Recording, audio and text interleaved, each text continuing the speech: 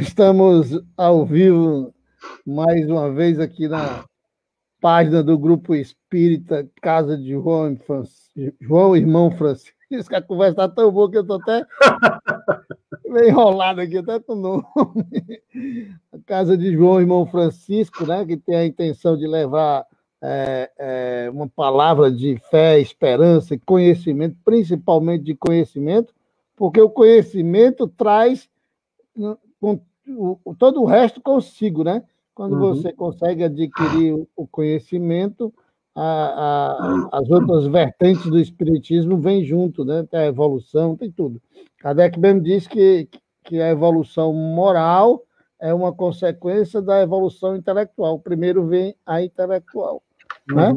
Mais uma vez, hoje aqui nós temos o nosso irmão Lindenberg, é uma gente muito boa, que tem o maior prazer de estar aqui conosco, assim como nós temos o prazer de estar com ele aqui nesse momento, nessa segunda-feira que reservamos para a filosofia, né? Isso é muito importante para que as pessoas descubram esses grandes pensadores que o Lindenberg está apresentando para a gente, né? Desta feita, o Herculano. É com muito prazer que a gente lhe recebe de novo. Lindenberg, seja bem-vindo, boa noite. Obrigado, meu irmão. É sempre um prazer estar aqui com os amigos da Casa de João, com você, conversando sobre filosofia, saúde mental, enfim, temas diversos, né, que a gente tem abordado. E hoje, tendo novamente a satisfação de trabalhar uma obra do Herculano. Uma das obras também que eu mais gosto dele. É muito interessante, você me permita, vou fazer um comentário antes de você começar, porque talvez aí você já me desminta, né? Eu estou errado e você vai na sua fala, com o seu jeito de educador, me corrigindo, né? A gente já começa com o Eric dizendo aqui, duas feras do espiritismo. Olha aí, olha a responsabilidade. Eu acho que é a aparência.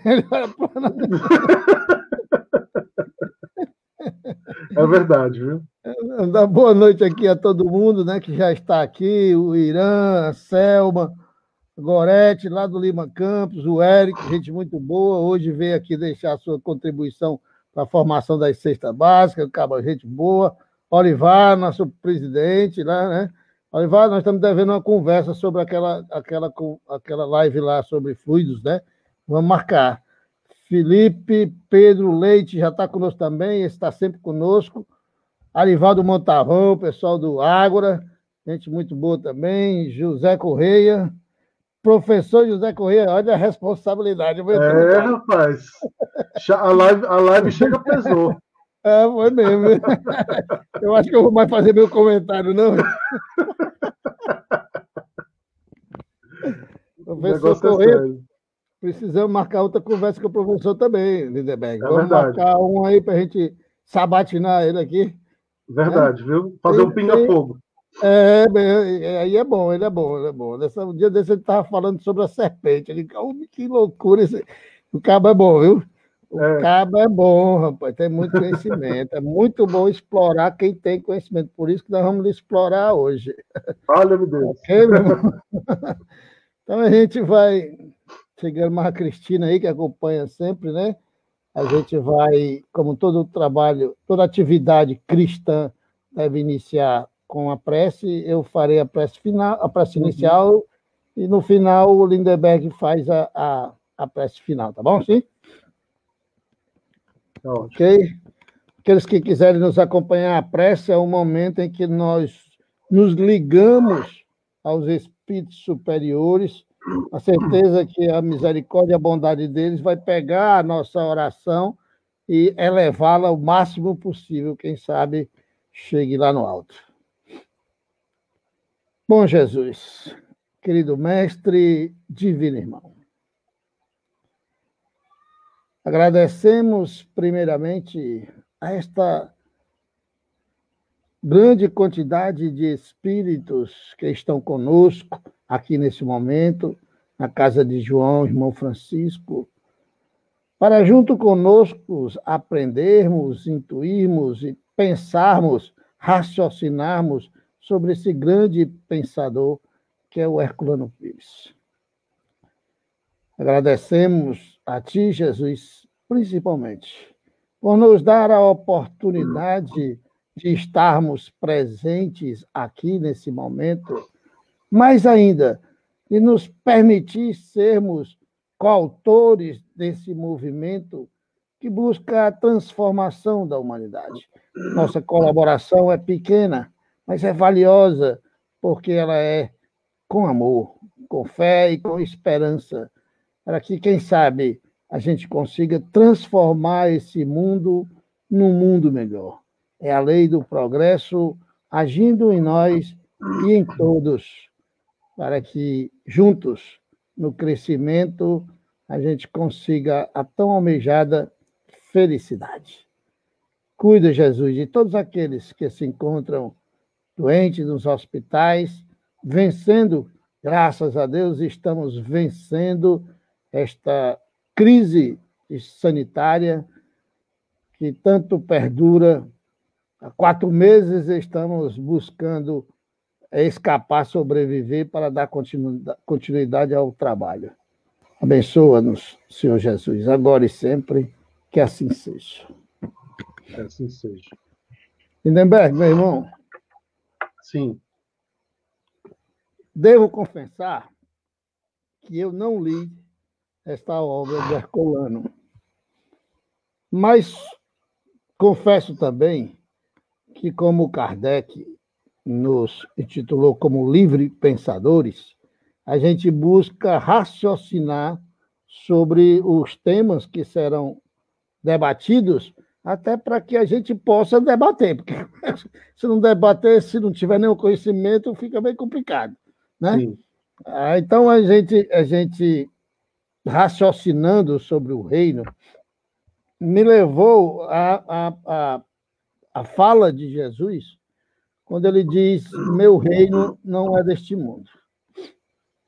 Imagino eu que Herculano vai fazer a sua filosofar sobre isso aqui, buscando no seu conhecimento e no conhecimento de outros pensadores o argumento para que o seu pensamento seja entendido, né? Ele é muito bom nisso.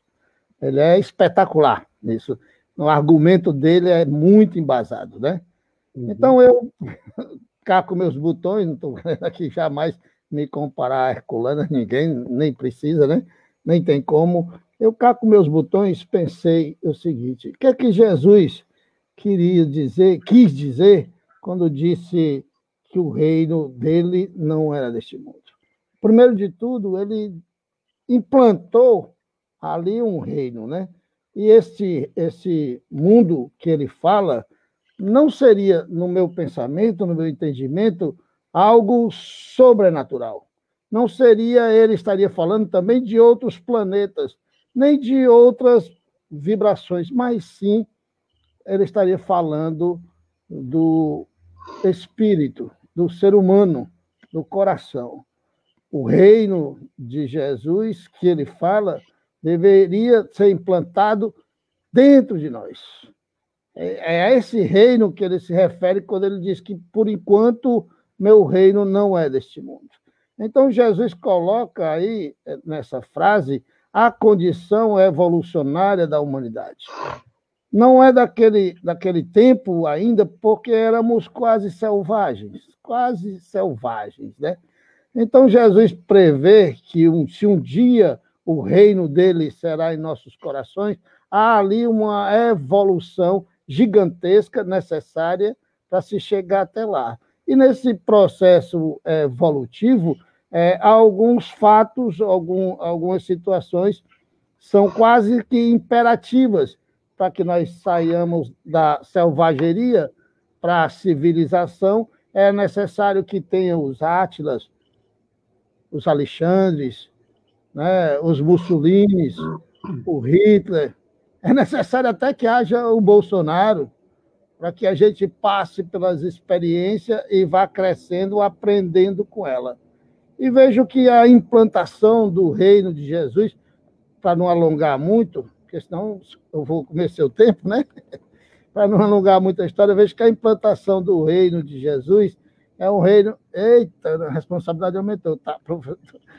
Titaci chegou.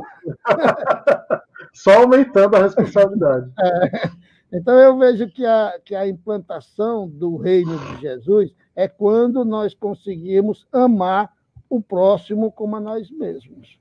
Então, esse reino de felicidade que Jesus apresenta para nós seria um reino onde uma utopia de felicidade, onde não haveria ganância, egoísmo, onde não haveria a exploração do homem pelo homem, onde não haveria o preconceito, o orgulho, onde não haveria escravidão de forma nenhuma, porque nós sabemos que vivemos ainda um período da escravidão, seja ela mental, de conhecimento, financeira, seja qual for, onde não haja fronteiras em que países sufocam outros países, não permitindo que cresçam, como é feito com Cuba há tantos anos, como é feito com outros países que nós sabemos que é feito, onde não haja a imposição pela força, onde as pessoas produzem o suficiente para que todas sobrevivam. Não vejo a felicidade existindo no reino de Jesus havendo propriedade. Enquanto houver propriedade, eu sou dono disso aqui, a minha propriedade tem que ser melhor do que a de fulano, haverá ali ganância e exploração. Quando essa utopia chegar, e a gente até debateu sobre isso outra vez, nós estaremos nos mundos felizes, né? Onde a felicidade impera pelo amor e não pela dor. Né? Aí deixo para você agora a responsabilidade de esmiuçar isso aí tudinho. Tem muita coisa para ser falada. Sim. Pelo que a gente já leu um pouquinho do Herculano, a gente sabe que ele vai aprofundar isso aí de uma maneira brilhante. E eu acredito até que só uma palestra não daria para você esmiuçar isso aí tudo, não, né? Fica à vontade. Era isso que eu ia comentar. A gente vai ter que dividir em parte 1 e parte 2, que nem a gente fez com a pedra e o joio, para poder dar conta. Fica à vontade, eu vou ficar aqui na retaguarda. Beleza. Vou lhe prejudicar interrompendo aí o mínimo possível. Não, imagina. Eu particularmente gosto muito dos seus comentários, então fica à vontade, viu? A casa é sua, meu irmão, assuma aí. Valeu, obrigado. Bom, meus irmãos e minhas irmãs, boa noite a todos e a todas. O Wilton já falou que já registrou a presença de algumas pessoas, e outras pessoas foram entrando depois, então eu quero dar as boas-vindas aqui para o nosso amigo Marivaldo, que está participando conosco do grupo de estudos do Herculano Pires, Arivaldo também, diretamente de Sergipe, o pessoal do Ágora que está conosco, a Aurelúcia, o Felipe, nosso amigo Tarcísio, a Vânia, que sempre também está conosco, sempre acompanha, né, o trabalho da Casa de João e dos coletivos progressistas. E o nosso amigo Tarcísio, né, que é um ícone, é uma inspiração para todos nós do movimento espírita, uma alma muito, muito iluminada. Nossa amiga Leide, Maria Martinha também, sejam bem-vindas. Sidneia, Conceição. Eu queria mandar um beijo especial para Joyce, da Abre Paz também, que está aqui conosco. Que bom tê-la por aqui. Nosso amigo Robson, da Casa de João, enfim. Sejam bem-vindos e bem-vindas. Essa obra do Herculano é uma obra... ele seguiu o mesmo padrão da maior parte das obras dele, é uma obra fininha, ela tem 46 páginas apenas, mas extremamente complexa. Como eu sempre digo, o Herculano tinha uma habilidade única de escrever pouco nas obras, mas com uma profundidade que a profundidade não se mede pela quantidade de palavras, né? Mas pela profundidade, pela possibilidade de as ideias, do alargamento das ideias que estão ali presentes. Então, ele tinha essa habilidade única. E pegando algumas questões que o Wilton colocou, antes de ir para os slides, pronto, perfeito. Mas comentando uma questão que o Wilton colocou sobre a questão da propriedade privada, por exemplo, né? Para que a gente possa compreender isso à luz do Herculano e à luz do próprio Espiritismo, porque Nessa obra, O Reino, o Herculano vai fazer, ela é de 1946, essa obra, ele vai fazer um diálogo entre espiritismo e a filosofia de Karl Marx, certo? Então, ele vai analisar o socialismo e o comunismo à luz da doutrina espírita. E tem algumas ressalvas que o Herculano faz, obviamente, algumas análises críticas, mas existem diversos pontos de aproximação entre os valores socialistas e os valores espíritas.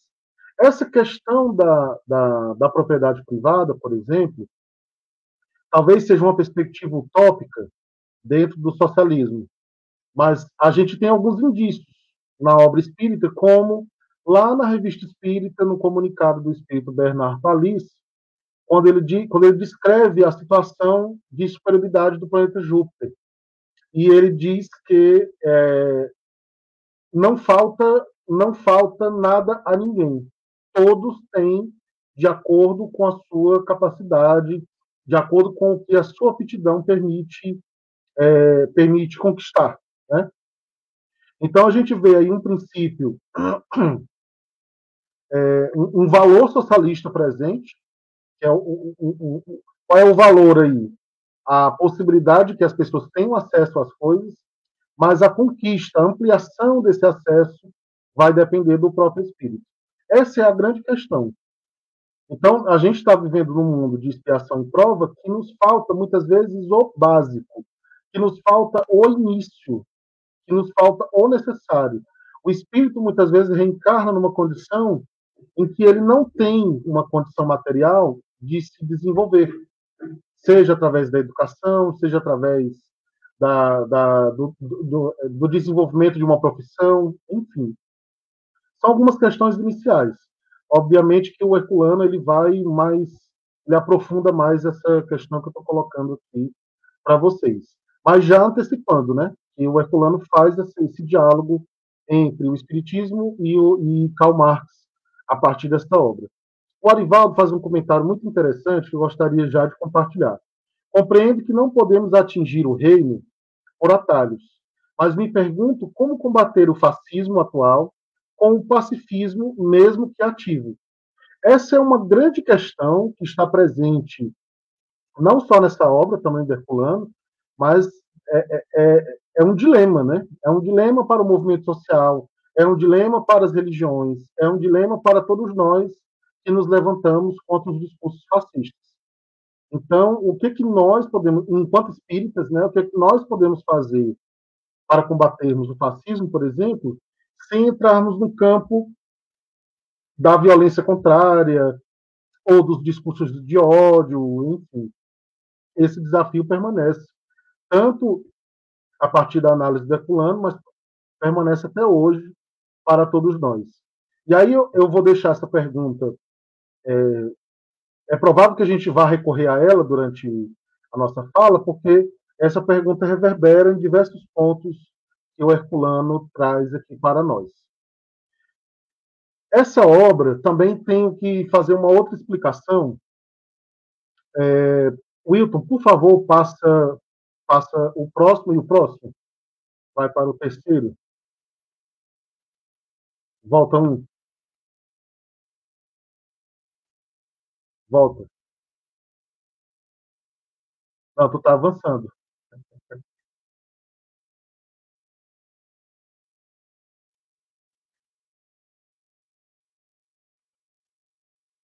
Pronto, o Wilton vai colocar aí de novo, mas eu tenho uma explicação que já eu preciso fazer também logo para todo mundo. Essa obra, O Reino, de 1946, ela, na verdade, foi uma tese que o Herculano apresentou em Marília, na cidade de Marília, durante o primeiro Congresso Espírita da Alta Paulista, naquela época. Era um congresso que aceitava a proposição de trabalhos.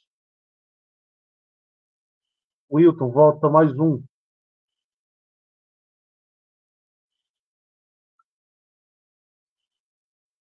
Era um congresso que aceitava a proposição de trabalhos. E aí o Herculano propôs, né, ele inscreveu um trabalho, foi aceito para ele apresentar nesse congresso. Pronto, é essa daí. E aí, a obra, inicialmente, ela tem outro nome. Tá? Ela não tem esse nome, O Reino. Ela foi ter esse nome, O Reino, quando ela foi publicada em formato de livro. E foi pelo fundador da LAC, da editora LAC. Me fugiu agora o nome dele. Ele gostou muito da apresentação do Herculano durante esse congresso e propôs ao Herculano transformar essa tese em um livro. E assim foi feito. E aí, quando transformou em livro, mudou de nome e ficou O Reino. Mas o alerta que eu faço é que as edições que a gente tem hoje do Reino, que no caso é essa edição azul, elas não é a mesma obra, O Reino, que eu vou trabalhar hoje. Tá?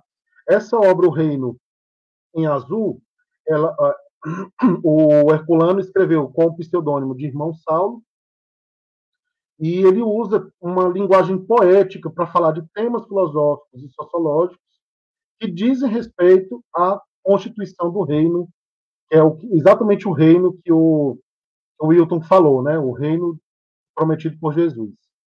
As duas obras, elas têm esse objetivo, digamos, reflexões sobre o estabelecimento do reino na Terra, um reino fraterno, pautado em valores cristãos, etc. Ok.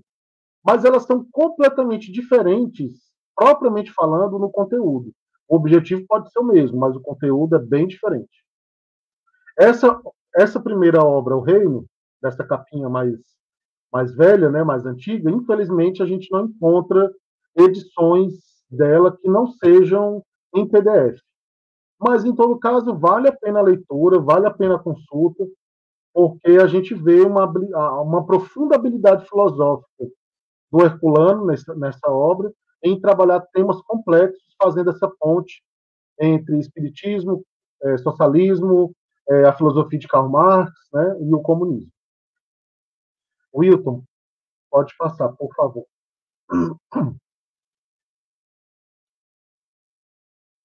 Pronto, eu já falei que ela foi publicada em 1946.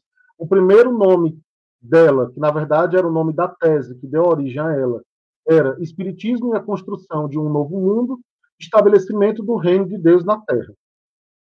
A questão central do livro é o projeto social espírita, né? Então, o que o Espiritismo pode oferecer para uma perspectiva de um projeto social que cause um impacto positivo no mundo e que vá além dos projetos sociais comuns das próprias casas espíritas. Então, essa é uma das questões que Herculano aborda também nessa obra. Nesse período, para que a gente possa se contextualizar, né, nesse período histórico, o Brasil estava entrando na redemocratização, era o final da ditadura Vargas, e o mundo assiste ao nascimento da Guerra Fria. Inclusive, nessa obra, o Herculano já conseguiu antever o surgimento da Guerra Fria. Ele não usa esse nome, né? Esse nome veio depois, mas ele já conseguia perceber a diferença já do posicionamento ideológico entre União Soviética e Estados Unidos, que daria origem à Guerra Fria. Nesta obra, Herculano dialoga com a obra de Karl Marx, eu já comentei, e o lançamento dessa obra se deu num período de intensos conflitos entre os espíritas paulistas da época, né, devido a divergências nas interpretações doutrinárias e a tentativas de uso do movimento espírita como palanque eleitoral na época. Então, basta a gente lembrar que 3 anos depois deste ano, 1946, olha só, meu amigo Joatan, meu querido, seja bem-vindo, coisa boa tê-lo por aqui. Boa noite para a Zuleide, para a Ioneide e para o Alex Arraes também. Nosso amigo Alex Arraes, divulgador do livro Espírita, gratidão pelo trabalho que ele realiza. 3 anos depois deste ano que o Herculano publicou esta obra, a gente teve o Pacto Áureo, que foi uma tentativa de unificação do movimento espírita brasileiro, que até então patinava em interpretações que muitas vezes não se encontravam e com diferentes correntes acontecendo dentro das casas espíritas, misturando o espiritismo com toda sorte de outras teorias, né? E eu já falei um pouco dessas teorias quando eu apresentei a obra Pedra e o Joio, em que o Herculano se detém um pouco mais nessas teorias. Aí a gente tem o harmondismo, o rustanguismo, o espiritismo divinista, o racionalismo cristão, enfim, né, outros movimentos que vieram depois também, que continuaram meio que fazendo um racha dentro do movimento espírita. Então, nesse período de muita efervescência, existiam essas diferentes interpretações doutrinárias, né? E o Herculano já chamava a atenção do movimento espírita nessa época, já para que entendessem a sua própria unidade, a unidade partindo da obra de Kardec, né? Essa questão do Pacto Áureo é interessante para a gente resgatar enquanto acontecimento histórico do nosso próprio movimento espírita, né? A tentativa da Federação Espírita Brasileira de estabelecer um diálogo com personalidades e instituições estaduais e regionais que isso deu origem à estrutura que nós temos hoje. Apesar de nós também termos as nossas críticas a esse movimento federativo, o próprio Herculano também tinha, mas ele também reconhecia que foi uma tentativa de unificação importante, que ajudou o movimento espírita naquele período. Pode passar, Wilton. Esse trechinho eu copiei eu fiz um recorte, né, da capa. Eu achei interessante e eu quis pegar essa nostalgia, né, dessa aparência do papel desgastado. E o Herculano já coloca, junto com o título, o Reino, ele coloca as seguintes reflexões: sugestões para a organização de um movimento cristão de reforma social sem caráter sectário ou partidário. E ele já faz esse alerta logo na capa do livro. Ele não colocou nem na contracapa, não, foi logo na capa mesmo. A luta por um mundo realmente cristão, sem um instinto de competições em que se estriba a sociedade de hoje, contra a violência e o ódio, contra a demagogia política e a exploração econômica. Então, claramente, o Herculano compreendia que a estrutura do mundo capitalista era desigual, que a época em que ele vivia, que em termos de valores, talvez nem seja tão diferente da época de hoje, né? Talvez só as questões de exploração é que aumentaram de lá para cá, mas a estrutura capitalista, a estrutura do mundo injusto, a estrutura do mundo antifraterno, ao mesmo tempo os espíritas patinando nas interpretações divergentes, ao mesmo tempo o movimento espírita misturando a época, o espiritismo com as questões eleitorais partidárias, né? Então, tudo isso foi o caldo com que o Herculano trabalhou para desenvolver essa obra. E aí, quando ele fala em sugestões para um movimento cristão de reforma social, é exatamente fazendo essa relação do espiritismo com uma perspectiva socialista. Mas é óbvio que não é o socialismo na sua íntegra. Ele faz as suas críticas, ele faz as suas ressalvas. Ele, por exemplo, diz que o marxismo tem graves problemas de materialismo na sua perspectiva, né? O que, numa visão espírita, não seria suficiente para dar conta da realidade. Então, é interessante olhar para o aspecto material da sociedade, mas não só. Como é que nós podemos construir uma perspectiva do espírito que seja uma perspectiva social, que alinhe as questões materiais e as questões espirituais? Esse desafio está posto para o movimento espírita até hoje.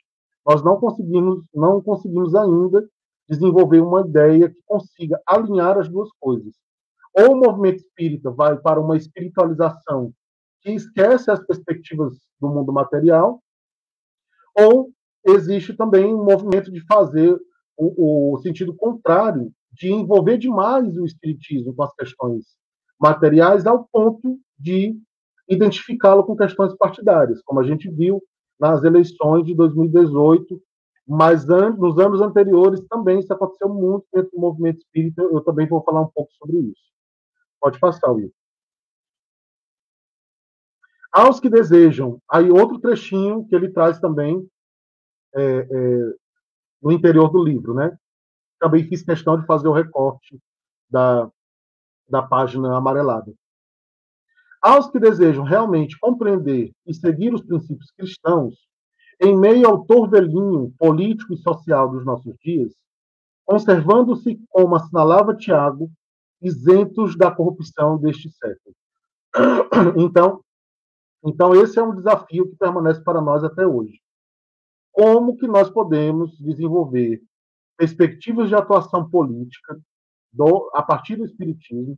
E quando eu falo atuação política, não é partidária, certo? Que nos permita não nos aproximarmos, né, das perspectivas de corrupção e de desvio ideológico, mas que, ao mesmo tempo, nos ajude a transformar a realidade de maneira prática. Então, é uma pergunta que permanece ainda importante para a gente se fazer. E agora eu acho que mais do que nunca, já que nós estamos numa situação política partidária bastante complexa, em que nós não estamos tendo avanços concretos, sobretudo no nosso país. Mas esse campo de tensão político-partidária, ele não está presente só no Brasil, ele está presente em várias partes do mundo.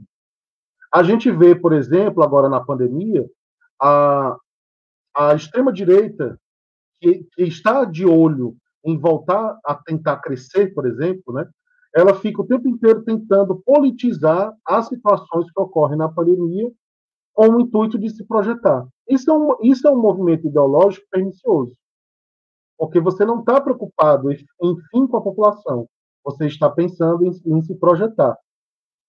Então, perde-se essa reflexão, acaba indo no sentido totalmente oposto dessa reflexão que o Herculano faz nesse parágrafo aqui, por exemplo. Pode passar, Wilton. Então, algumas questões para a gente adentrar um pouco mais a obra. Herculano entende que há no marxismo, para a revolta dos ortodoxos, uma forte influência do pensamento cristão. Né? Então, talvez o marxista tradicional não pudesse admitir isso, mas o Herculano via que os valores estavam ali postos e esses valores estavam, inclusive, aproximados. Né? O Herculano chega a dizer que sem determinados contextos excessivamente materialistas, o marxismo poderia ser considerado como o próprio cristianismo. Olha que esse pensamento é muito forte, né? Mas o Herculano compreendia isso a partir de uma análise filosófica sobre o marxismo e, ao mesmo tempo, tentando refinar o próprio marxismo. Né? Então, os valores marxistas e cristãos estão em posse de uma aproximação e, por consequência, os valores espíritas também.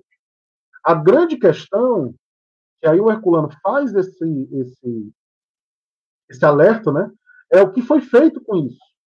É o que já vinha sendo feito com isso ao longo da história, no momento histórico em que o Herculano pensou sobre isso, e o que continua sendo feito de lá para cá em relação às ideologias que, no mundo político-partidário, essas ideologias são utilizadas muitas vezes de maneira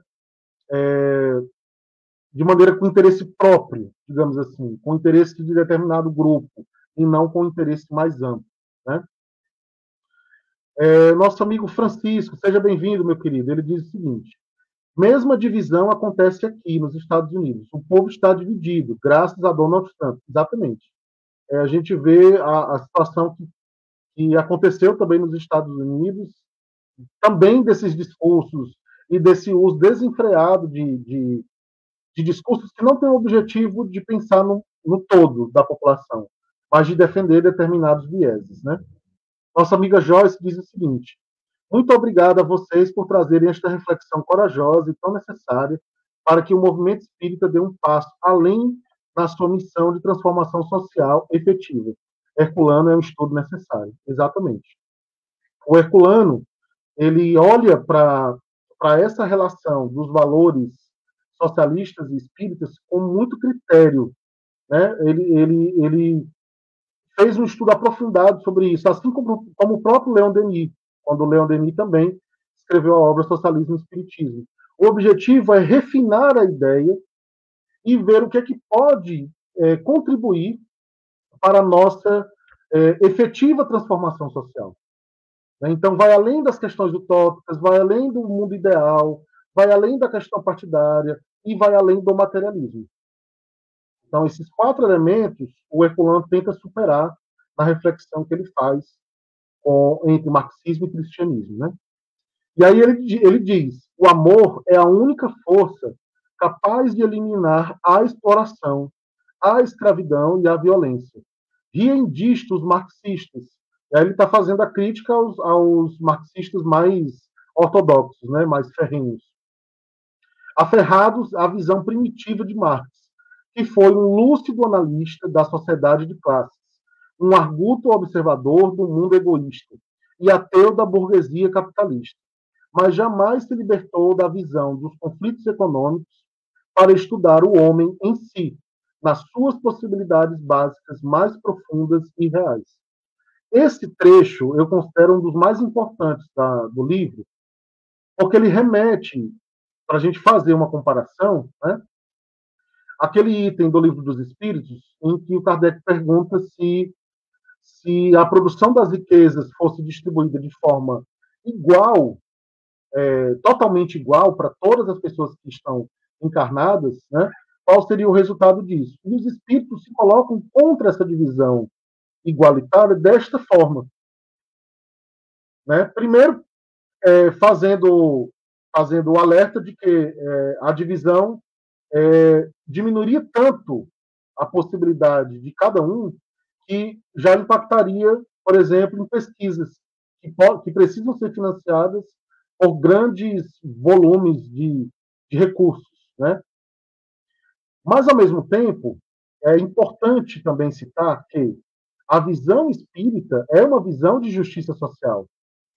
Então, quando a gente tem um cenário de Júpiter sendo apresentado, o que é que nós temos lá? Novamente, ressaltando o que eu falei no início. Todos têm acesso a tudo, mas cada um conquista a partir das suas próprias aptidões. Certo?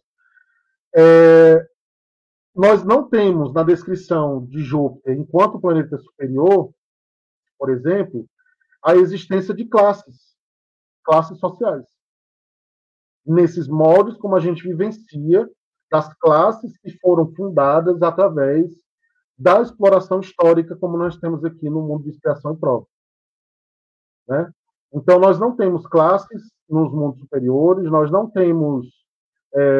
cada um tem acesso a tudo o que está disponível para o seu desenvolvimento, não lhe é negado nada. Aí alguém pode dizer, mas Lindenberg, essa estrutura injusta, ela não está pautada na lei de causa e efeito? Novamente, no Livro dos Espíritos, Kardec pergunta se as desigualdades sociais são naturais, e os espíritos dizem que não, elas são criadas pelos homens. Elas são criadas a partir do egoísmo e do orgulho, que desenvolvem as diversas formas de dominação e de opressão que nós temos no nosso sistema de sociedade. Né? Então, isso nos dá alguns indícios de que, aliás, isso nos dá vários indícios, né, na verdade, de que, embora algumas concepções que possam parecer utópicas do próprio socialismo e do próprio comunismo, existem valores que reverberam com os valores da doutrina e que nós precisamos, de alguma forma, enquanto pessoas que estão encarnadas, lutarmos por um estado de bem-estar social que beneficie a todos, para que os espíritos das gerações seguintes possam encontrar melhores condições na sua encarnação, para que eles possam efetivamente aproveitar ao máximo a própria encarnação. Né? Porque a encarnação não se resume em livre-arbítrio, gente. O seu livre-arbítrio, inclusive, pode ser bastante limitado e prejudicado a depender da estrutura social em que você está inserido. Então, a reencarnação não se limita apenas a livre-arbítrio. Se relaciona também com as diferentes condições que o espírito encontra quando ele chega aqui. A Aurelúcia diz o seguinte, que beleza de pensamento que nos inclui na luta por direitos sociais inalienáveis ao ser na visão espírita. Obrigado, meu amigo. Gratidão. Arivaldo, Marx não defende o igualitarismo total. Exatamente. Exatamente. É uma ideia que muitas vezes é colocada de uma maneira equivocada quando a gente estuda a obra de Marx. Então, em todo caso, o Kardec fez essa pergunta para os espíritos com o intuito de explorar, né, qual seria a resposta dos espíritos a respeito disso. Ele dizia que vivemos no reino da necessidade e precisaríamos passar para o reino da liberdade. No caso, o Marx, né, que você está falando, Arivaldo. Eu acho que esse pensamento se adequa mais ao Marx. A perspectiva da liberdade, inclusive, como eu falei agora há pouco tempo, né, ela está relacionada com as condições sociais em que você encontra quando você reencarna. Então, você vai ter um livre-arbítrio maior ou menor a depender dessas condições em que você estará inserido. Né? Então, é uma ideia, essa ideia que o Arivaldo nos trouxe, ela é primordial para a gente entender que, à medida que as condições sociais evoluem, e à medida que o próprio espírito evolui, nós vamos ter um raio muito maior de ação e de transformação do próprio mundo. Transformação de nós mesmos e transformação do próprio mundo em que a gente estará reencarnado. Wilton, volta lá, por favor. Se me permite uma falazinha pequenininha, curtinha. Claro. Você tocou num assunto que é meio que tabu aí no movimento espírita, principalmente daquele movimento espírita que quer ficar na superficialidade, né? Que é o livre-arbítrio. Né? E um dia desse eu me peguei num debate bastante interessante com o Newton, né? Nosso querido amigo Newton Souza, sobre a condição de livre-arbítrio, né? Como você falou, que nós temos o livre-arbítrio relativo, né? Uhum. Relativo à nossa condição moral. Isso é fato, não tem como negar. Uhum. Mas a gente pensa, quando teríamos o livre-arbítrio absoluto na condição de liberdade? E essa condição de liberdade só vai acontecer na pureza lá em cima, né, meu irmão? Quando nos tornarmos espíritos puros, teremos total liberdade e o livre-arbítrio absoluto, né? Esse conceito Sim. de liberdade que Kardec coloca para nós, não é isso?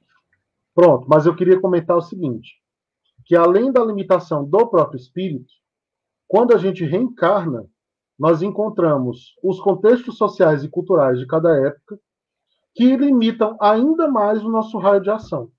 Ou podem limitar, a depender das situações em que a gente esteja inserido.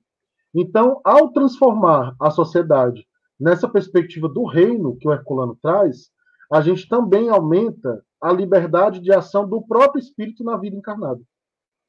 Mesmo que ele não tenha ainda um grau evolutivo gigantesco, mas ele poderá ser acolhido na medida da sua necessidade, na medida do desenvolvimento de si mesmo, na medida de transformar o mundo positivamente. Nesse ponto, o Herculano ele alia a perspectiva de Marx à perspectiva espírita. Entendeu? A nossa amiga botou aí um comentário para nós. Nossa amiga Vânia. Isso, a liberdade é limitada pelas circunstâncias sociais e culturais, às quais estamos inseridos, exatamente. Então, além da limitação da nossa própria evolução, ainda temos essa limitação material de quando a gente reencarna e encontra essa estrutura já macro, né, montada, e que muitas vezes acaba direcionando também os nossos destinos. Porque vamos pensar nas possibilidades que o espírito tem de ação. Né? Se você reencarna numa condição social desfavorecida, o seu livre-arbítrio já vai ser bastante limitado em relação às escolhas de profissão, de estudos, escolhas de repente, constituir família ou não, se você não tiver condições financeiras para isso. Então, isso agrava ainda mais as nossas possibilidades de agir livremente frente à própria reencarnação. É óbvio que uma pessoa que reencarna numa condição social desfavorecida não é por acaso, tá? Porque, embora a lei de causa e efeito não crie as desigualdades sociais, ela se aproveita dessas desigualdades para permitir que os espíritos reencarnem nas diversas situações que a gente vê no mundo. Ok, Mas, mesmo assim, isso não tira a nossa responsabilidade de lutarmos por um mundo melhor, um mundo em que não tenha fome, um mundo em que não tenha falta de possibilidades de estudo, um mundo em que as pessoas não morram de frio ou não morram de calor, um mundo em que os recursos produzidos sejam melhor aproveitados, sejam melhor distribuídos até, né, para que a gente possa ter um mínimo de bem-estar social para todas as pessoas. Esse é um objetivo de um mundo como o de Júpiter, como é descrito lá na Revista Espírita, como eu falei. O próprio Espírito Bernard Palissy é muito claro, ele diz lá, aqui não tem mais fome, aqui não tem mais miséria. Como é que eles conseguiram acabar com isso? Se não foi através de uma ação que não foi só a evolução espiritual, foi também a evolução da transformação social. Essa situação deles não surgiu de nada. Eles construíram, né? Então, a gente precisa compreender que a transformação ela não vai vir naturalmente, como se fosse um passe de mágica. Ela precisa ser um resultado da ação das pessoas no mundo. Nosso amigo Arivaldo, eu sempre questiono os meus alunos a questão da igualdade e da diferença. E mostro a eles que o oposto da igualdade é a desigualdade. E que delas surgem diferenças diferentes.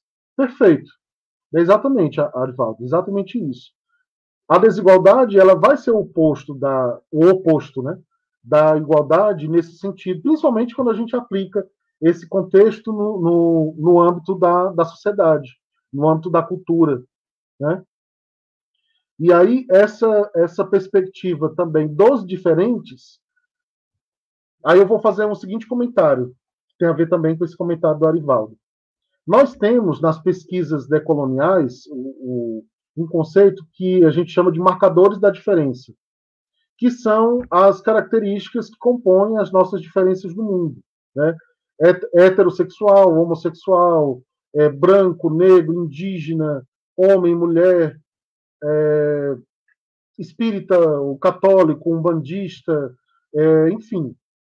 Esses marcadores, eles são profundamente atingidos pelas desigualdades sociais. O próprio preconceito, ele é alimentado pelas desigualdades sociais. Então, esses marcadores não deveriam ser motivos para que a gente sofra, por exemplo. Sofra por ser mulher, sofra por ser indígena, sofra por ser negro.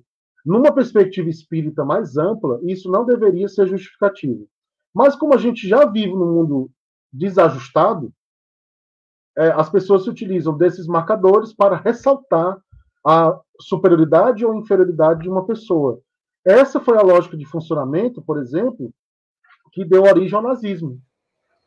Então, você elenca um determinado grupo social que é seu inimigo, você ressalta as diferenças dele e você justifica que você vai persegui-los em nome dessa ameaça que você designou para esse grupo social. E o discurso de ódio nazista, ele tem o mesmo modus operandi, ele age da mesma maneira, inclusive hoje no Brasil. Os discursos de ódio presentes no Brasil hoje, as pessoas que estão fazendo esses discursos, elas podem até não ter estudado história, mas elas reproduzem com perfeição a lógica nazista. É impressionante. Pode falar, Wilton. Eu queria, se for necessário, a gente faz a parte 3, a parte 4, não tem problema não. O debate está tão interessante, tão necessário nesse momento de obscurantismo espírita, né? Sim. Que contrassenso, mas fazer o que é a realidade, né? É tão necessário que eu preciso trazer esse seu diálogo aí para a realidade do movimento espírita. O igrejismo do movimento espírita trouxe uma grave consequência, que foi o elitismo. Nisso, a gente percebe que há também a separação do espiritismo clássico, aquele elitizado antigamente, que era a religião dos ricos, né? Que deu guarida a algumas pessoas que as suas ideias continuam até hoje aí, né? Que a gente sabe disso. Então, eu queria que você falasse a respeito dessa condição preconceituosa do movimento espírita, elitizando, tirando das pessoas que têm uma condição social menos favorecida a oportunidade de participar do próprio movimento espírita. Com isso, tirando a questão social do debate. Sim. Essa sua pergunta me fez lembrar que, de acordo com os dados do IBGE, da última pesquisa sobre as religiões, né, o espiritismo é catalogado como uma religião, foi constatado o seguinte, que os espíritas têm a melhor formação acadêmica dentre as religiões do Brasil, né? Ou seja, é um povo que tem acesso à informação, que tem acesso às formas de conhecimento, é a religião que tem mais graduação, mestrado, doutorado, e é também a religião em que os seus praticantes, digamos assim, né? Eu só estou usando a lógica do IBGE, tá? Eu não diria dessa forma, não, se fosse numa outra situação. Mas os seus praticantes, né, os praticantes espíritas, têm a melhor renda proporcional em relação às outras religiões também. Ou seja, a gente tem aí uma espécie de uma pequena elite intelectual e econômica dentro do movimento espírita, que desenvolve trocentos projetos sociais que têm a sua importância, que ajudam a muita gente, mas que não fortalece o letramento espírita para essas pessoas. Então, o desafio também está posto aí. Eu estava numa live com o Signatis um dia desse, e ele falou como é que o movimento espírita atua há 90 anos no Brasil, com um projeto social, e não conseguiu descobrir uma forma de ajudar as pessoas a saírem da pobreza. Ou de tornar o debate mais palatável, mais próximo da realidade. Porque a gente sabe, a obra de Kardec, às vezes, ela não é fácil de compreender. Ela é uma obra escrita numa linguagem tradicional, arcaica, né? Que nós temos hoje uma outra linguagem. Não é uma obra fácil de qualquer pessoa começar a ler e entender já de imediato. Mas eu nunca vi uma casa espírita, por exemplo, fazendo um grupo de estudos somente para pessoas que não têm estudos. Olha, vamos aqui, vamos trabalhar com esse grupo, vamos trabalhar os conceitos básicos, leitura simples, organizar os conceitos, ensinar efetivamente, né? Então, esse trabalho não é feito, infelizmente, né? Então, é como se o papel da caridade suplantasse o da transformação social. A caridade material sozinha não tem como fazer isso. É preciso incrementar aos projetos das casas espíritas. O que pode ser feito, a gente tem exemplos de outras instituições que fazem parcerias público-privadas, inclusive de centros de educação, né? que outras instituições religiosas têm essas parcerias. Mas a gente precisa ter um olhar mais amplo sobre essa questão realmente. Porque a gente não está usando o nosso potencial espírita ainda de maneira mais ampla. Aquele argumento que tem até uma fala de Kardec sobre isso, né? Que não se deve envolver o espiritismo com a política, é aproveitado de forma equivocada, né? Utilizando a política partidária para nos alijar da possibilidade de fazer política social. Isso. Né? É um absurdo, é uma coisa que a gente não consegue ver como é que tem tantos amigos e conhecidos nossos que não conseguem ver isso.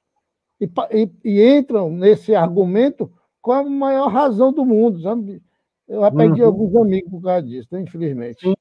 Faz parte. Mas é isso. O Herculano, nessa obra, ele chama isso de farisaísmo. Os dirigentes das casas espíritas que, em nome de não vamos fazer a relação do espiritismo com política, mas aí eles interditam qualquer possibilidade de análise social, de pensar no desenvolvimento de ações sociais mais amplas, né? Aurelúcia, cadê o método Paulo Freire das casas espíritas? Perfeito. Perfeito. É exatamente isso. Inclusive, na mesma live do Signatis que eu falei, depois que saiu do ao vivo, a gente ficou conversando, e ele disse, olha,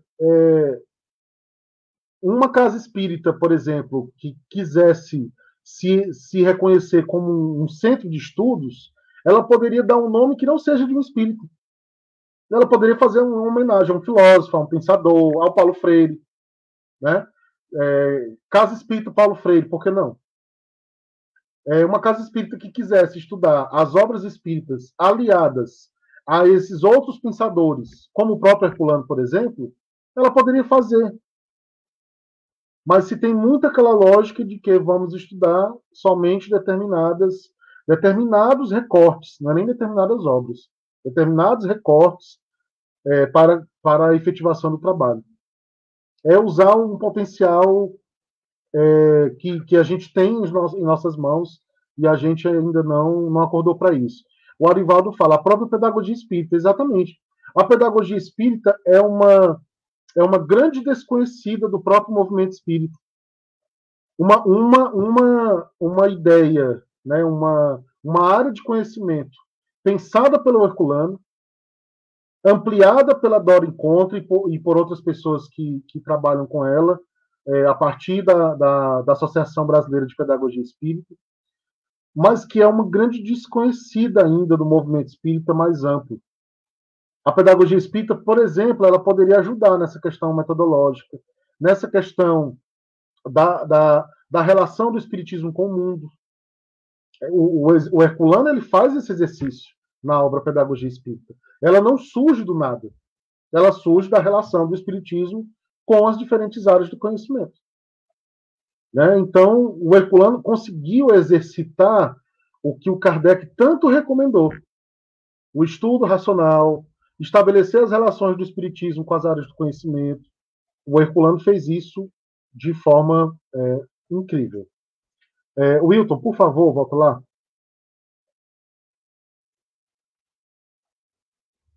Então, a gente pode considerar essa obra, O Reino do Herculano, o lançamento, pode considerar o lançamento, né, desse ensaio uma proposta às tentativas de se partidarizar o espiritismo e as críticas feitas pelos materialistas, especialmente os marxistas, à prática social dos cristãos. Sem querer fundar uma nova doutrina, o objetivo do Herculano foi o de contribuir para uma solução cristã do problema social em que o mundo se debate.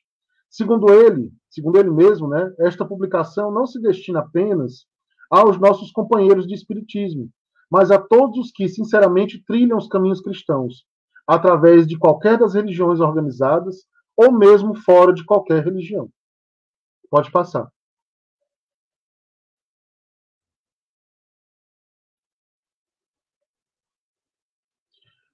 E aí ele diz na página 13, o chamado de uma nova ordem social está clamando no coração do mundo, e o mundo não pode deixar de atendê-lo, porque ele é um imperativo do progresso terreno. É uma lei maior do que as leis transitórias dos homens. É a expressão da própria vontade de Deus. Então, olha que parágrafo lindo do Herculano. Gente, o Herculano, inclusive, eu tenho que ressaltar, ele criticava muito essa lógica do espírita que considera que a evolução é individual. É aquela evolução apenas para você, e você não tem que colaborar com o mundo, e você não tem que fazer nada a não ser fazer a sua reforma íntima. Né? Então, eu acho que eu aprendi muito com ele a respeito de ampliar essa perspectiva. Porque não dá para você evoluir sozinho. Não se evolui sozinho.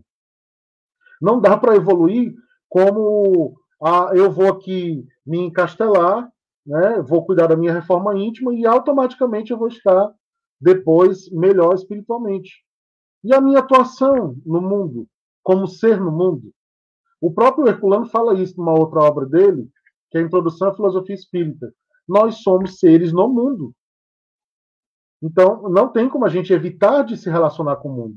Agora, a natureza dessa relação é que a gente precisa refinar. O nosso amigo Francisco, assim, aí tem 3 comentários aqui. Nossa amiga Daiane diz o seguinte: é algo que me incomoda. Uma vez, uma senhora deixou de frequentar uma casa porque não sabia ler, e ela se sentiu constrangida. A ideia dos cordéis e da música vem disso, facilitar a leitura, ser um canal de acesso às obras espíritas. Perfeito, perfeito, Daiane. Obrigado por esse comentário. E aí eu quero aproveitar, já que a Daiane comentou, para divulgar o trabalho do Luciano, né, que faz um trabalho incrível com música. A própria Daiane também faz esse trabalho com música numa visão da arte espírita. E eles têm esse trabalho também com cordéis, né, para traduzir, né, digamos assim, o conhecimento espírita a partir da obra de Kardec para uma linguagem que seja acessível para todas as pessoas. Nosso amigo Francisco, os espíritas que argumentam que não se pode falar de política, então eles precisam voltar no tempo e avisar isso para o Dr. Bezerra, para o Caíba Chuto, né, e para o Eurípides. Exatamente. Exatamente. O Bezerra foi um homem preocupado com as questões do seu tempo. O Bezerra atuou de forma direta. E eu não falo isso só porque ele foi político, né, que ele teve um cargo eletivo. Não foi só por isso. Mas ele, dentro da própria área dele de atuação, enquanto médico, ele também foi um homem inserido no mundo e procurou, na medida do possível, estabelecer as relações entre espiritismo e medicina. Inclusive, com a obra que completou agora 100 anos, se não me engano, né? A Loucura sob um Novo Prisma, se não me engano. Acho que não sei se eu estou misturando aqui os nomes das obras, mas ele escreveu uma obra, enquanto encarnado, né? Sobre a questão da então loucura, né?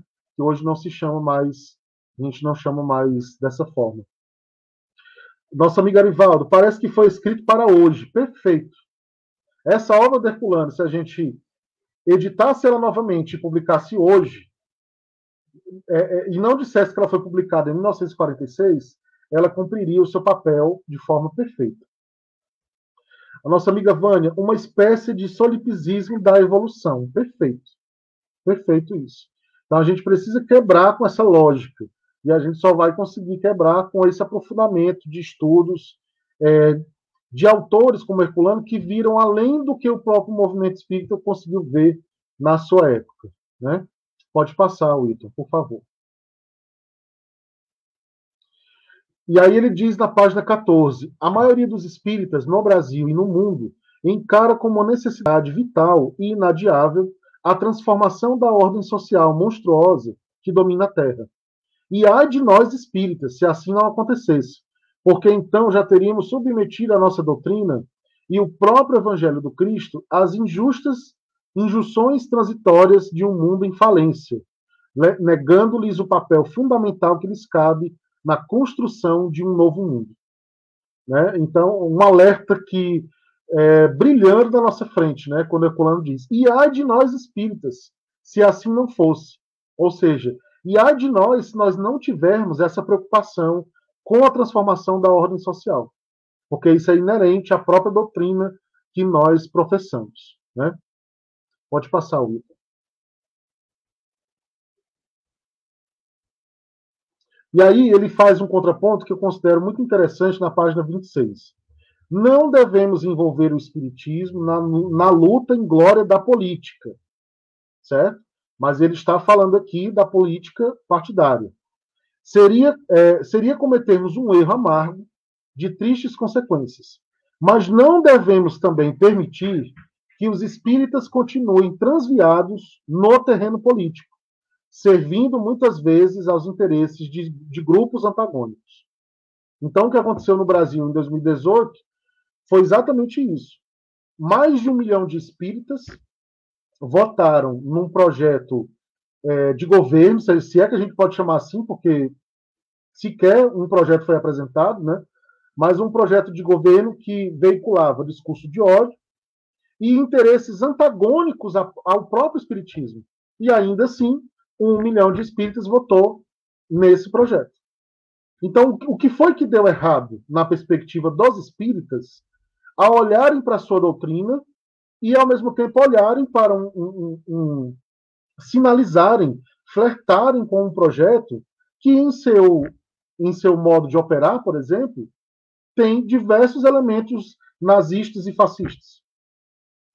O que justifica O interesse pela mudança é fantástico. Eu acho que todos nós, de alguma maneira, em tempos de Brasil, nós sempre almejamos uma mudança concreta, ampla, de justiça social, de amparo às pessoas. Todos nós temos essa intenção. Mas justificar o voto numa perspectiva de um discurso nazista ou neonazista, né, em prol da mudança, qual era a mudança, então, que se esperava a partir disso? Então, se o Herculano tivesse encarnado hoje, ele iria novamente escrever obras criticando o posicionamento do movimento espírita, assim como, em sua época, ele fez essa mesma crítica. Então, como é que você apoia um projeto de governo, volta a colocar várias aspas aí, que notoriamente é antagônico à doutrina que você professa? E eu estou falando projeto de governo para usar um termo mais palatável, né? Mas, como a nossa amiga Vânia aqui coloca, projeto eugenista, genocida, que trabalha numa perspectiva de uma necropolítica, que não está preocupado efetivamente com as pessoas de maneira geral. Não tem como nós nos alinharmos a isso, certo? E quando eu faço essa reflexão, para deixar bem claro para todos que estão nos assistindo, essa reflexão que eu estou exaltando do Herculano não é uma campanha político-partidária às avessas, tá? Mas é uma reflexão em relação ao que aconteceu. Eu elenquei algumas situações que ocorreram para a gente relembrar o que aconteceu no período da eleição, que foi financiado, muitas vezes, pelo próprio movimento espírita. E o Herculano, nessa obra, ele ressalta que os espíritas eles têm uma unidade natural dentro da doutrina espírita. Os valores espíritas, eles são muito claros para todos. Desenvolvimento de sentimentos fraternos, desenvolvimento de perspectivas de irmandade, o desenvolvimento do amor, desenvolvimento de tudo que está relacionado a isso. Essa é uma unidade que a gente não tem como relativizar. Ah, não, eu votei num candidato genocida, mas eu amo. Mas eu consigo amar as pessoas. Será?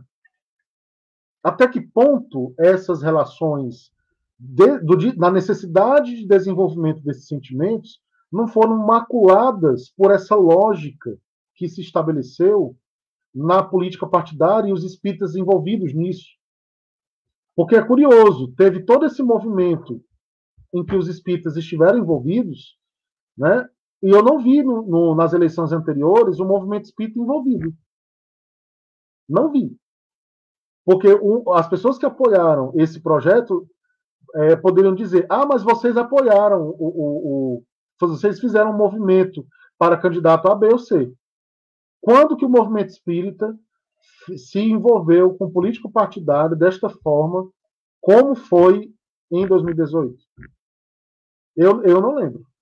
Eu não lembro de nenhum momento em que houve essa confusão inclusive, dirigente de casa espírita fazendo campanha de forma aberta, médiuns e oradores espíritas fazendo campanha de forma aberta, mesmo o candidato destilando discurso de ódio, e a pessoa lá defendendo, dizendo, inclusive, que era projeto dos espíritos superiores aqui.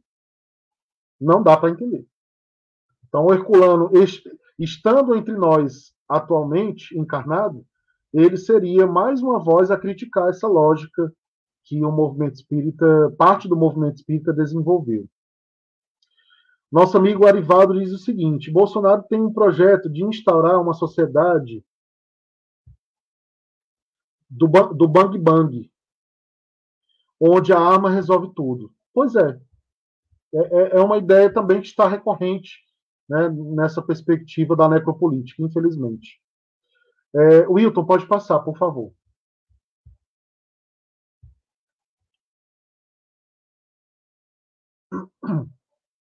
Herculano sugere aos espíritas que trabalhem pelo livre registro e apresentação de candidatos e chapas nas eleições, sem vínculo partidário.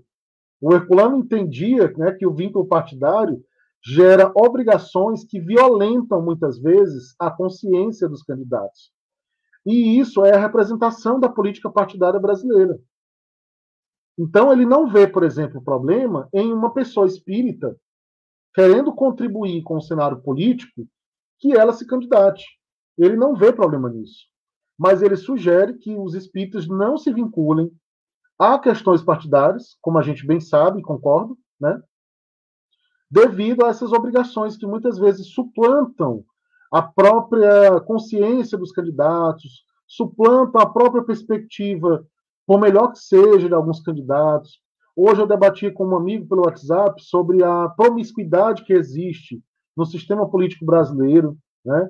Inclusive essa promiscuidade acaba suplantando as diferenças entre direita e esquerda. Muitas vezes acordos são feitos em benefício próprio, não em benefício da população, e a questão ideológica é deixada completamente de lado, de modo que a gente poderia até pensar que no sistema político brasileiro a noção de direita e esquerda é muito relativa, a depender da atuação de determinados partidos, né?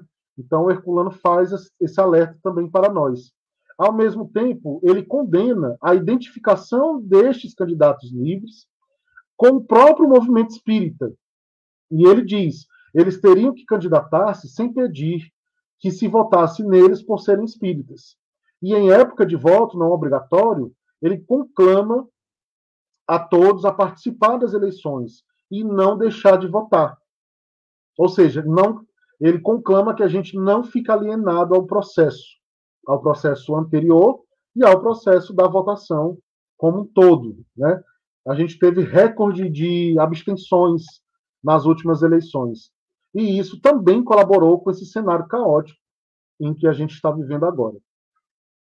O nosso amigo Francisco diz o seguinte: eu sou da Venezuela. Temos ditadura lá há 22 anos. Moro nos Estados Unidos há muitos anos. Temos um presidente totalmente separatista que promove o ódio. E vivo torcendo muito pelo Brasil, para que volte a ser um Brasil unido. Perfeito, irmão. A gente só tem a agradecer pela sua torcida. E é isso. Não tem como a gente viver bem em um país desigual, que já é desigual quase que naturalmente, devido à sua história complicada, né? Uma história escravocrata, uma história de dominação, uma história de uma lei áurea que não ajudou as pessoas, inclusive a lei áurea indenizou parte da população branca rica por perder os seus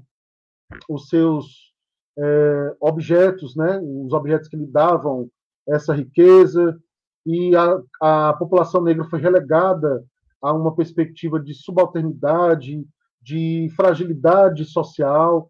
Então, a nossa estrutura ela é pautada nisso.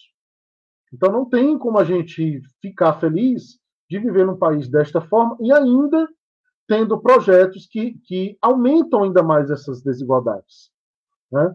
Boa noite, meu amigo Luciano. Seja bem-vindo, meu querido. Bom tê-lo por aqui. E aí a nossa amiga Martinha diz o seguinte: o egoísmo predomina entre os governantes. Exatamente. Porque o poder cobra esse sistema promíscuo e corrupto que muitas vezes existe na própria natureza do sistema, acaba cobrando um preço muito alto das pessoas, né? Para quem não sabe, assim, aqui nós temos um senador espírita. Quer dizer, eu não tenho bem certeza se ele ainda se diz espírita, mas ele trabalhou no movimento espírita durante muito tempo. E que hoje, por questões partidárias e ideológicas, ele faz diversos movimentos contrários aos princípios espíritas, ajudando a aprovar leis contrárias, tendo posicionamentos contrários à lógica espírita, tudo em nome da perspectiva de governo, de mandato, de partido e etc. Então, as coisas não são negociáveis, né? Os princípios espíritas não são negociáveis. Ou você os defende, ou então não tem como relativizá-los. Nosso amigo Felipe, extremismos, seja da esquerda ou da direita, são danosos à condição humana. Exatamente. É possível que uma pessoa apaixonada deste século, deste momento histórico que nós estamos vivendo, chamasse o Herculano de comunista, pelo simples fato dele fazer uma análise entre marxismo e espiritismo, sendo que ele mantém um nível de análise que vai muito além de uma defesa ideológica, né? Então, é muito provável que hoje uma pessoa apaixonada politicamente dissesse: o Herculano era comunista. Herculano não é comunista. O Herculano ele é simplesmente espírita. E ele sabe o valor e o local que o espiritismo tem frente às desigualdades do mundo. E ele fez questão de ressaltar isso. Nosso amigo Arivaldo, já dizia Platão que o cidadão que tem direito a participar da política e não participa é um idiota. Na verdade, o Platão, o Aristóteles faziam uma crítica ferrenha, né, às pessoas que se abdicavam de participar da vida política. Ele dizia que essas pessoas poderiam ser consideradas verdadeiros deuses, porque a condição normal do ser humano seria de participar da vida política e não de simplesmente fingir que ela não existe. Herculano denuncia ainda o farisaísmo dos dirigentes espíritas que se apressam em dizer que o espiritismo nada tem a ver com a política, mas, no entanto, se utilizam de sua influência no meio doutrinário para fazerem propaganda político-partidária. Isso foi escrito essa lógica foi escrita em 1946, né? Alguma semelhança com a atualidade? Pode passar, Wilton.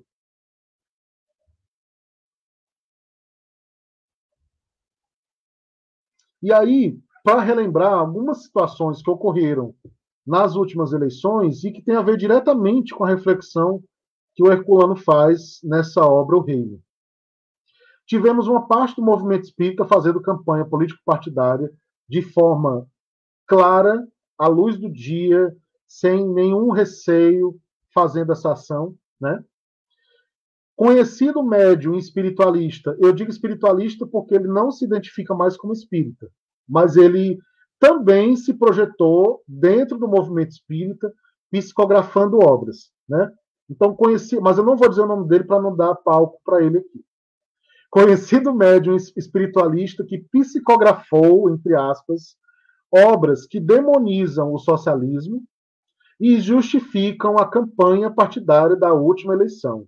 Este mesmo médium disse que determinado juiz federal era protegido pelas falanges de Miguel. Seja lá o que isso signifique, né? Porque eu nunca tinha ouvido falar em falanges de Miguel. Eu não vou dizer o nome, não, mas ele está ficando branco, igual o Michael Jackson. Exatamente.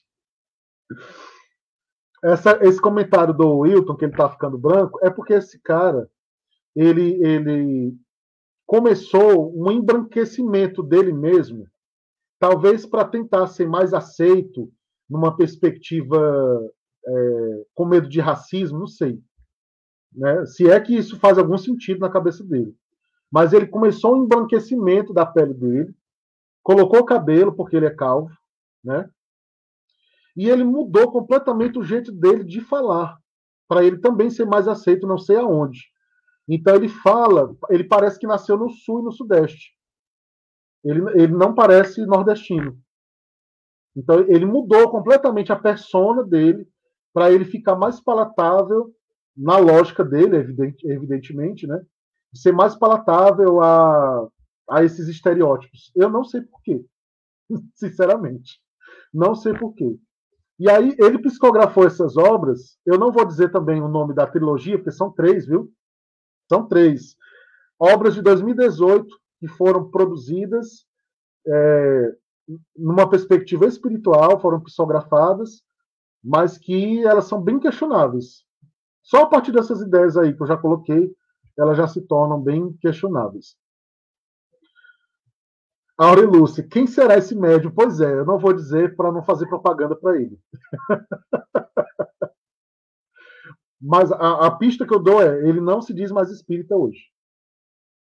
Conhecido orador espírita, sim, ele não se diz mais espírita, mas essas obras dele também serviram como pano de fundo desse movimento espírita que fez campanha político-partidária. Porque aí eles tinham agora um motivo espiritual para dizer, olha, tá vendo? Os espíritos também estão concordando conosco, então agora a gente vai fortalecer essa campanha. Conhecido orador espírita se posiciona contra a ideologia de gênero, isso em 2018, mas ele não soube conceituar o que seria essa ideologia. Esse posicionamento contribuiu para que se espalhassem fake news sobre o tema em 2018. Né? Então, foi uma fala grotesca, deselegante, infeliz desse orador espírita, que se arvora da condição de ser orador espírita para numa perspectiva de é como se isso desse o direito para ele falar tudo, sobre tudo. Gente, tem assuntos que eu não falo, porque eu não tenho habilidade para falar. Eu não tenho conhecimento para falar. É uma questão de honestidade. Então, se você não tem o conhecimento para dar uma opinião sobre aquilo, se abstenha de fazer. Né? Não tem como você falar sobre tudo se você não sabe. Vou só dar uma dica aí, porque eu sou baú. Eu acho que faltou a esse médium, esse orador, na hora dessa entrevista, o apoio da espiritualidade que ele teve no início da carreira, quando foi fazer sua primeira palestra. Aliás, faltou o apoio, exatamente. não. Eu acredito que o apoio estava do outro lado. Sim. Ele estava com o apoio errado. A sintonia estava levando o apoio, trazendo o apoio dele do outro lado, né? Não do lado da luz. Fazer o quê? Wilton, bem lembrado, viu? Bem lembrado. É o mesmo médium que na sua primeira palestra não estudou o suficiente, aliás, não estudou nada, né? E na hora da palestra precisou um espírito se apresentar para ele para dizer o que ele ia falar. Pronto, é esse mesmo médium que foi falar sobre gênero e sexualidade sem saber nada sobre o assunto. E ainda contribuiu para aumentar a quantidade de fake news que já existiam sobre isso naquele período tão conturbado que a gente vivenciou, que a quantidade de fake news foi assim absurda.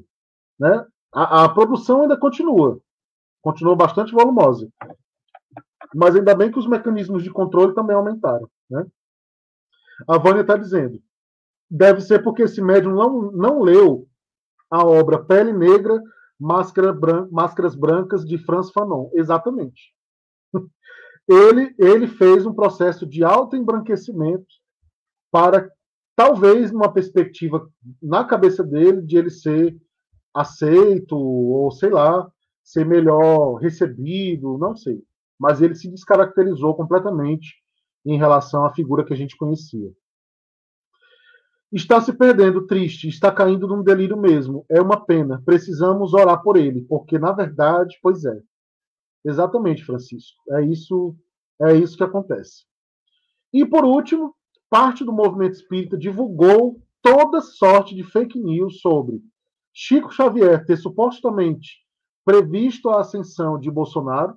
Esse texto foi forjado e compartilhado a mãos cheias aí pelas redes sociais, um texto falso, né?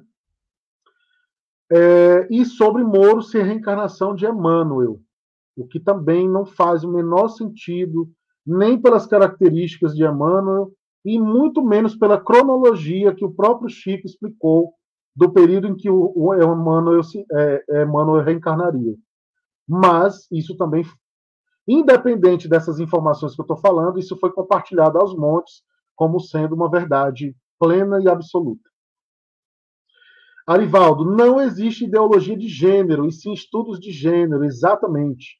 Ele não conceituou ideologia de gênero porque não existe. Simplesmente isso. As pessoas que falam esse termo ideologia de gênero, elas o utilizam de forma pejorativa. É uma forma de condenar, de acusar. Né? Então, não existe explicação sobre o que é ideologia de gênero, simplesmente porque isso não é um estudo válido. Né? Nós temos estudos de gênero e sexualidade. E estudos, inclusive, que contam com grandes pensadores da atualidade. E aí, voltando para o texto do Herculano, Ele diz que os espíritas que possuem a mais admirável unidade no terreno doutrinário e vivem lutando contra a falta de unidade, estão, assim, em face de uma fragmentação muito mais séria, por mais uma vez não terem visto a admirável unidade que, tendo no terreno, também no terreno político e social, o Espiritismo lhes oferece. Esse texto poderia ser utilizado em qualquer estudo para a gente explicar a atualidade, por exemplo. Foi por não entender essa unidade do próprio pensamento espírita que esse quadro geral que eu falei anteriormente aconteceu. Então, o aprendizado que nós precisamos ter é qual é o mundo que nós queremos que se coaduna com a lógica espírita. Será que fazer a caridade material é mais importante do que saciar, do que sanar de vez a miséria e a fome? Será que fazer a caridade material é mais importante do que ver as pessoas tendo acesso à educação de qualidade, educação básica, educação superior, inclusive? Porque, inclusive, tem muitos espíritas contra as cotas, né? Uma vez eu fui para uma reunião que eu fiquei muito chocado com os comentários das pessoas sobre cotas. Porque a pessoa se baseava naquela lógica pura da meritocracia, como se a meritocracia fosse ajustável ao mundo que a gente vive, né, atualmente. E aí, poxa, eu tô incomodado porque mais pessoas estão tendo acesso à universidade. Eu estou incomodado porque esse grupo que socialmente e historicamente foi excluído, ele está tendo uma oportunidade. Por que eu estou incomodado, gente? Isso até a psicanálise também pode se pronunciar sobre isso. Como é que eu posso me incomodar com as oportunidades positivas que chegam para os outros? Por que o brasileiro se incomoda com as leis que visam beneficiar grupos sociais historicamente explorados? É um caso de fazer um grande estudo psicanalítico, porque é impressionante como as pessoas se incomodam. Aquele direito, aquela lei não lhe diz respeito em nada, mas a pessoa mesmo assim se incomoda.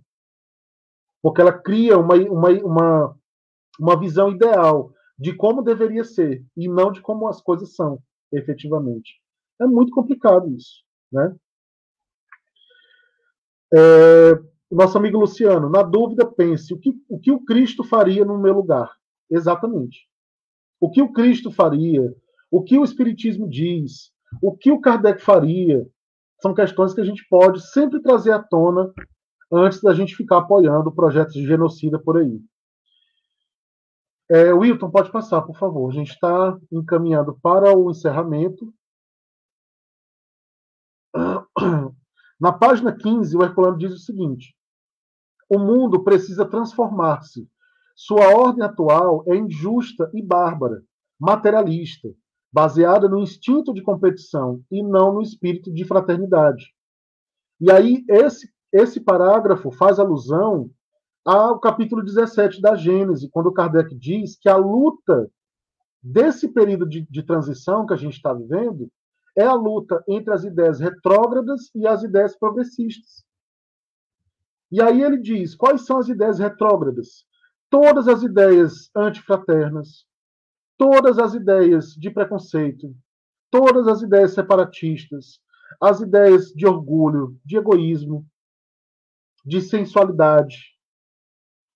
Então ele nos dá como exemplo quais são essas ideias retrógradas que acabam atrapalhando o nosso caminho evolutivo. E essas ideias, elas estão presentes no contexto social. Elas, inclusive, elas alimentam diversos contextos sociais de preconceito, de julgamento, de falta de oportunidade. O Brasil consegue ser o país que mais mata pessoas trans no mundo, mas é o país que mais consome pornografia trans no mundo. É de uma hipocrisia que não cabe numa perspectiva mais espiritual. Aliás, nenhuma hipocrisia cabe numa perspectiva espiritual, né? Mas esses preconceitos acabam impedindo que a gente tenha uma visão mais ampla de sociedade, de espírito, de que somos espíritos efetivamente, de que nós todos somos do ponto de vista espiritual, todos nós somos irmãos. Que a nossa condição material existencial não define quem nós somos espiritualmente. A fraternidade deduziu-se a doar, eu acho que reduziu-se, né? A fraternidade reduziu-se a doar a cesta básica, exatamente. Muitas vezes eu dou a cesta básica, mas eu olho torto para o meu irmão que chegou com uma vestimenta africana, de moda africana. Mas eu olho torto muitas vezes para o meu irmão que eu sei que é homoafetivo. Então, que fraternidade é essa que é unilateral? Eu só tenho fraternidade quando eu estou doando a cesta, mas eu não quero a convivência com as pessoas diferentes de mim. Não faz o menor sentido no âmbito do progresso espiritual mais amplo. Wilton, pode passar. Eu vou para o último slide para a gente poder encerrar. Pode passar isso também, por favor. Já comentei. Pode passar também. Então aquele lá era o último. Então eu vou só ler o último para a gente encerrar. E aí já aviso a todos que a gente vai ter que fazer a parte 2, né? Porque a obra em si já é complexa. E quando a gente compara com as questões atuais, ela fica mais complexa ainda. Então a gente vai precisar de uma parte 2. Aqui nesse parágrafo, o Herculano faz a crítica àquele ponto que eu citei de considerar a evolução apenas como algo individual. Ele diz o seguinte: ora, não é justamente esta última a maneira de proceder do chamado cristianismo dos nossos dias? Abdicar, reduzindo o evangelho a uma aplicação puramente individual, sempre desvirtuada e incompleta, entregando a direção dos povos à vaidade e ao egoísmo capitalistas, ao demoníaco torvelinho das lutas partidárias e dos conflitos de classe, não tem sido sempre a atitude das igrejas cristãs? Nesse capítulo, o Herculano faz um alerta para que o movimento espírita não seja hipócrita como as igrejas cristãs se posicionaram ao longo da história. Não vamos nos meter com essas questões, porque a gente tem que cuidar da questão do evangelho, da questão espiritual. Mas e aí? Não existe posicionamento, não existe ação no mundo, não existe nada de concreto para transformar o mundo. Então, como é que essa transformação vai ser dada? Somente pela instituição do evangelho, numa perspectiva individual? É pouco. É muito pouco. É quase que impossível de se acreditar que o mundo se transformaria apenas por uma questão de percepção individual do evangelho. A Vânia Lúcia diz o seguinte: ambivalência, o país que mais mata a comunidade LGBT e mais consome pornografia do tema. Exatamente. É uma contradição psicanalítica e grotesca na matriz, né, na nossa matriz psicológica do brasileiro. Então, parte 2, 3, 4, pois é. Essa obra do Herculano dá muito pano para as mangas. E como a Aurelúcia falou, e só são 47 páginas, viu? E aí o Herculano, nesse parágrafo, ele faz esse alerta para que a gente não caia nessa armadilha das igrejas cristãs que tradicionalmente lavaram as mãos e não vamos nos envolver com as questões sociais mais amplas em busca de justiça social. Vamos simplesmente seguir o que está acontecendo, né? E aí vale lembrar que existe uma fala do Chico Xavier no programa Pinga Fogo, justificando, por exemplo, a existência da ditadura e o quanto a ditadura tinha a contribuir com os espíritas, inclusive, né, com o país e com os espíritas. É claro que o Chico estava numa posição difícil. Ele estava num programa transmitido ao vivo, né, a censura atuando ali o tempo inteiro, e fizeram essa provocação para ele, e ele teve que falar, talvez numa perspectiva de colocar panos quentes. Mas, ao fazer isso, novamente, foi feito o que é exatamente o contrário dessa reflexão do Herculano.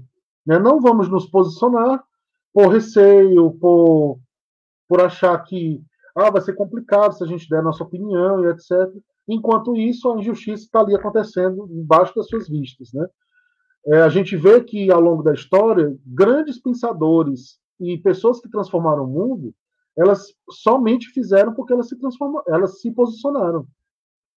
Se elas estivessem simplesmente, não, eu não vou me meter porque eu não quero que aquela situação volte contra mim, etc., e aí eu vou deixar para lá.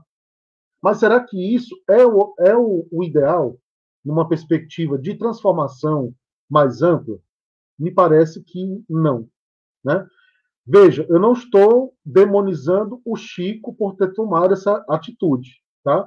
Eu só estou colocando essa situação dele como um contraponto do que o próprio Herculano recomenda aqui na obra dele, para que a gente não siga esse caminho de hipocrisia e de deixar que as coisas aconteçam e a gente acabar não fazendo nada para mudar a realidade. A nossa amiga Vânia Lúcia, só para encerrar, como cuidar das questões do evangelho, da evolução de comportamento como avestruz enfiando a cabeça na areia. Exatamente. Exatamente. Então é isso, meus irmãos. Mas eu não vou nem comentar, porque eu já fui excomungado, sou excluído, sou dispensado do meio espírita. Eu fui tão discriminado por pensar igual o Herculano, que para mim ser espírita eu tive que montar um centro espírita para mim, que aqui, na casa de João, compadre, se me botar para fora, tem que desencarnar. Olha lá, que eu ainda venho perturbar. Mas é isso, Wilton. É assim, quando eu decidi falar dessa obra, eu imaginei dos desafios, né? O nosso público que está assistindo, os amigos que vieram assistir, eles também gostam muito da obra do Herculano. Então, o Francisco aí. Então, eu imaginei que as pessoas que quisessem vir assistir é porque também já conhecem um pouco do Herculano, ou até mesmo já leram essa obra, O Reino, em que ele elenca essas questões, né? Mas eu sei que em outros grupos seria muito difícil abordar essas questões sem que aparecessem comentários apaixonados aqui, ou que as pessoas já viessem detonar, porque é uma mina que a gente às vezes pisa com muito receio ali de explodir, né? Mas, ao mesmo tempo, a gente tem que fazer a crítica, não tem jeito. Então, se eu desaparecer desses dias, você já sabe de quem é culpa. Mas é isso, a gente tem que fazer a crítica. A crítica do Herculano, ela é puramente filosófica, o Herculano não faz uma crítica apaixonada, então a gente está bem baseado, né? Olha aí, a Vânia, bem-vinda ao clube, Wilton. Pois é. Já não estou sozinho, né? Eu também estou muito nessa. Tem determinados espaços do movimento espírita cearense que eu não entro. E não é porque eu não queira, é porque as pessoas sabem qual a minha forma de pensar e aí já bloqueiam, né? Eu acho que tem alguns espaços aí que é legal fechar a porta, está lotado para mim entrar. E, para ser bem sincero, tem outros espaços que eu não faço nem questão de entrar, porque eu sei que não vai contribuir. Uma vez eu vi o cara mandou um e-mail para mim, convidando para participar de um evento espírita, do congresso tal, R$ 800 a entrada. Eu mandei de volta, meu filho, você quer dar menos 200 para mim não ir? Que loucura, mas eu paguei R$ 800. Pra quê, meu? Que loucura, mas é esse elitismo que está acabando com o movimento espírita, né? Tem um bocado de gente aí cobrando R$ 20.000 por palestra e tal. É isso mesmo. Fazer o quê? Se projetando, né? Conclua com a sua prece, meu irmão. Eu estou com fome já. Tranquilo, vamos nós. Próxima segunda a gente continua a parte 2 com essa obra do Herculano. Então vamos à nossa prece, vamos sempre exercitar a prece como um processo de comunhão com a espiritualidade, com Deus, né, para que a gente possa afinizar esse contato, afinizar essa aproximação, e sempre agradecer pelas oportunidades que nos chegam, as oportunidades de estudos, as oportunidades de conhecermos pensadores como Herculano, como Deolinda Amorim, como Hermínio Miranda, como Allan Kardec, pessoas que vieram lançar luzes sobre diversas questões importantes para a humanidade e que essas luzes continuam ainda guiando os nossos caminhos e fortalecendo as nossas perspectivas de um mundo melhor, mais justo e mais acolhedor. Que possamos sempre agradecer a Deus pelas oportunidades e pelo amparo da espiritualidade que nos chega todos os dias. Que assim seja. Assim seja. Meu amigo, muito obrigado. Foi muito bom. Convido a todos a palestra de amanhã. Não vai ser nesse ritmo tão frenético, mas nosso querido amigo Geraldo vem lá da Paraíba, quer dizer, não vem, né? Vem só o sinal dele lá para cá, mas ele vem com maior boa vontade para nos dar aí uma palavra interessante sobre a batuta do Filipão. O Filipão fica com horário nobre. Valeu, obrigado a todos. Valeu. Tio Tarcísio, grande maestro, muito obrigado pela sua presença. Você foi um herói ficando conosco até agora. Depois vamos combinar uma live daquelas cantadas lá. O senhor e o Tarcísio Matos, que fez história. Obrigado a todos. Meus irmãos, muito obrigado a todos e a todas. Né? Um abraço a todos e a gente se reencontra em breve. E o pessoal do estudo amanhã do Herculano Pires, amanhã a gente se encontra às 18h30. Estaremos lá. Valeu. Valeu. Vamos sair. Boa noite a todos.